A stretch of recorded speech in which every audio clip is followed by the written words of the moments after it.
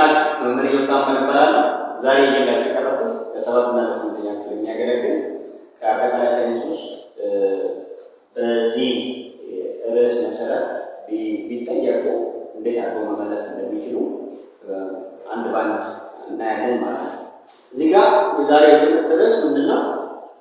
የፕሮቶን ቁጥርና የኒውትሮን ቁጥር እንዲሁም የቫላንስ መጠንን መለየት ነው።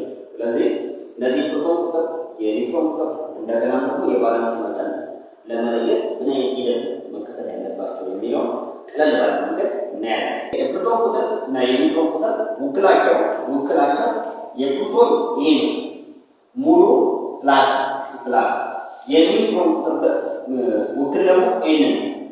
ሙሉ ዜሮ ሙሉ የለው። እንግዲህ ሙሉ ማለት ቻርጆች ማለት ነው። ቻርጆች ስለዚህ ሁለት ቻርጅ ነው ያለው። ሁለት አይነት ቻርጅ፣ አንድ ፖዚቲቭ አንድ ኔጌቲቭ። ፖዚቲቭ በፕሮቶን ይያዛል፣ ኔጌቲቭ በኤሌክትሮን ይያዛል። ለዛ ነው ይሄ ኒውትሮን ሙሉ አልባ የሚባለው። ሙሉ አልባ የሚባልበት ምክንያት ለዛ ነው። ሁለቱም የሚገኙ በኒውክለስ ውስጥ ይገኛል።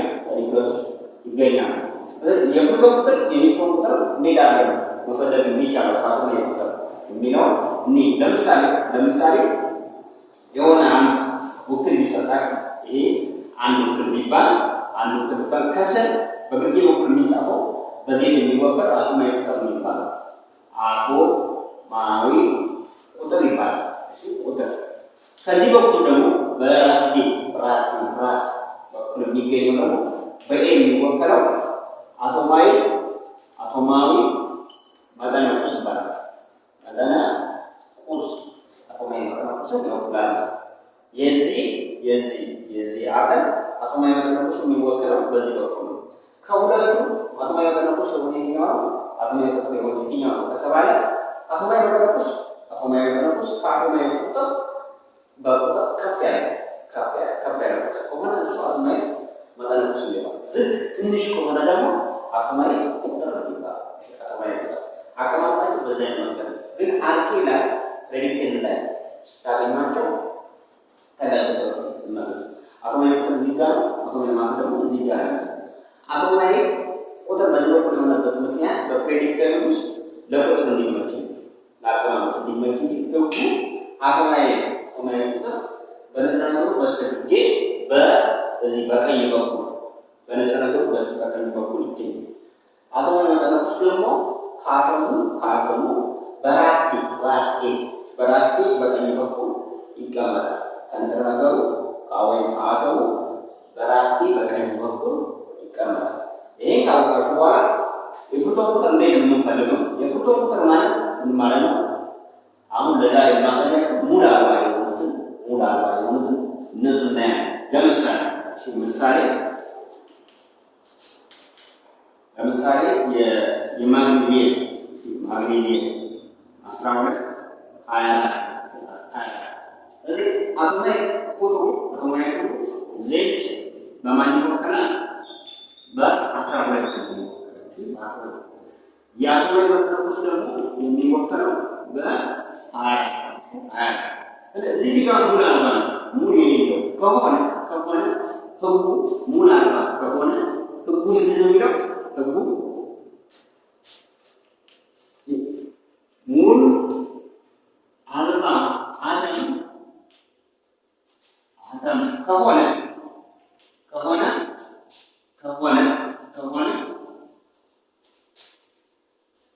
አቶማዊ ቁጥር እኩል ይሆናል የፕሮቶን ቁጥር እኩል ይሆናል የኤሌክትሮን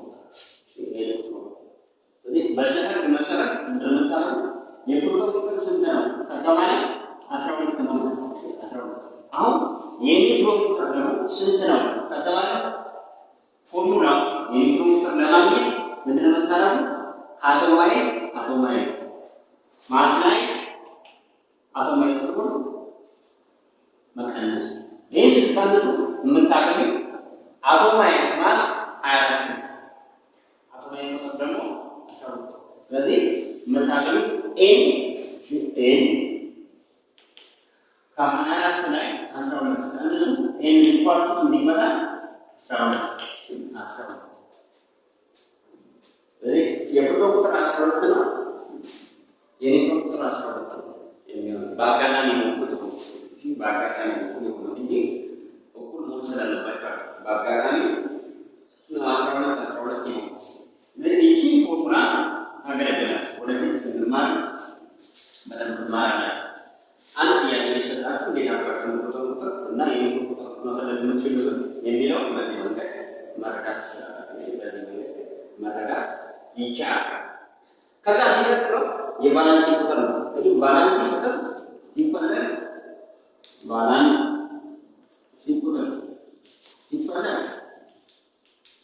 መጠቀም ያለባችሁ የኤሌክትሮን አቀማመጥ ነው።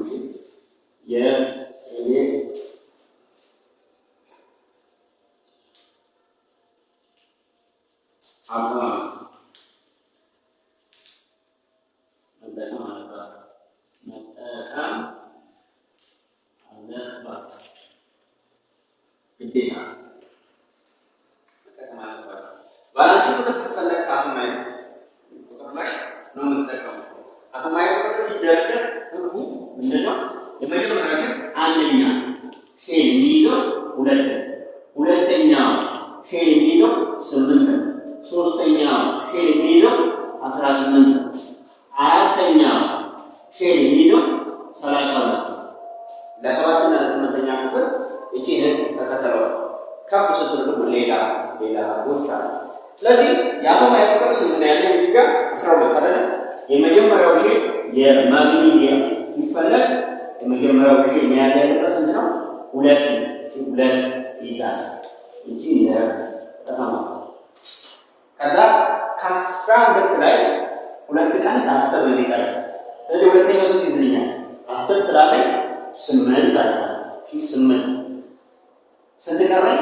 ከ10 ላይ 8 ሲቀንስ ወይንም ደግሞ ሁለቱ ሲደመር ከ10 አይደለም። ከ12 ላይ 10 ሲቀንስ 2። ሶስተኛው ረድፍ ላይ 18 ነበር መቀመጥ ያለበት። እኔ ግን ያለኝ 2 ብቻ ስለሆነ 2ን አስቀምጣለሁ ማለት ነው። 2ን አስቀምጣለሁ። ስለዚህ ቫላንሲ መጠኑ ምን ያህል ከተባለ በመጨረሻው ሙሃር ላይ የሚገኝ የኤሌክትሮን መጠን መጨረሻው ሙሃር ማለት ይሄ መጀመሪያ ሙሃር ወደ ውስጥ ያለ አንደኛው ሙሃር፣ ሁለተኛው ሙሃር፣ ሶስተኛው ሙሃር ይቺ የቫላንሲ ቁጥር ትባላለች። የቫላንሲ ቁጥር ይባላል። ቫላንሲ ቁጥር ማለት በሙሃሩ መጨረሻ ላይ የሚገኝ የኤሌክትሮን መጠን ማለት ነው። የኤሌክትሮን መጠን ደግሞ ይሄ ስንት ነው? 2። አሁን አርኬ ስንት ነው የሚገኘው ከተባለ አርኬ ለመፈለግ የምህዋሩን ብዛት ነው የምህዋሩን ብዛት። ስለዚህ 1 ምህዋር አለ፣ 2 ምህዋር አለ፣ 3 ምህዋር አለ። አርኬ 3 ይገኛል። አርኬ 3 መደቡ 18 መደቦች ናቸው። 10ዎቹ ትራንዚሽናል ወይም ተሸጋጋሪ ብረት አስተን የሚባሉት ናቸው።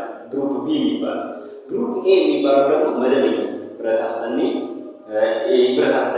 ከፍል ብረት አስተን የያዙ ናቸው። በዛ ውስጥ የያዙ ናቸው። ስለዚህ መደባቸው የሚሆነው ይሄ የቫላንሲ ቁጥር ጋር እኩል ነው። መደብ ማለት የቫላንሲ ቁጥር ማለት ነው። ስለዚህ መደብ 2 አርኬ 3 ላይ ይገኛል ማለት ነው። ስትፈልጉት አርኬ 7 ናቸው። መደብ 3 ላይ መጣችሁ አርኬ 7 ላይ ያላችሁ ሁለቱን የምታገናኙበት ቦታ ላይ የምታገኙት ማግኔት የምትባለው ንጥረ ነገር ታገኛላችሁ ማለት ነው። ስለዚህ የፕሮቶን ቁጥር፣ የኤሌክትሮን ቁጥርና የቫላንሲ መጠን የምትለዩበት መንገድ በዚህ አይነት መንገድ ነው። ለወደፊቱ የተሰጣችሁን ጥያቄ በዚህ መንገድ መከተል አለባችሁ። ስለዚህ ዛሬ ያየነው ሙሉ አልባ አተም የሆኑትን እነሱ እንዴት አድርገን የኤሌክትሮን መጠን፣ የፕሮቶን መጠን እና የአቶማዊ ቁጥርን እንደገና የኒውትሮን ቁጥር እንዴት አድርገን መለየት የሚቻለው የሚለውን በዚህ ቪዲዮ የተወሰነ ለማሳየት ሞክሬያለሁ። ወደፊት በተሻለ ድምፅ እቀርባለሁ ብያለሁ። ቅዳሜ የኔ የገዛሁት ማይክ ታይፕ ሲ ስለሆነ የሞባይል የማይቀበል ነው። እሷን ከሰኔ 30 በኋላ ሐምሌ ላይ አስተካክላለሁ። እናስተካክላለን። እስከዛ ድረስ የዩቲዩብ ቻናሌ እንድትጎቡ ወይም አፕሪሼት እንድታረጉ የተወሰነ ቪዲዮዎችን ስራ በማለት ነው። ድምፄ ብዙም ጥርት ባይል በትዕግስት እንድታዳምጡ እንድትጠብቁኝ እፈልጋለሁ። ለዛሬ አመሰግናለሁ። ሰብስክራይብ እያደረጋችሁ የሚጠቅማቸው ልጆች ደግሞ ሼር አድርጉልኝ። አመሰግናለሁ።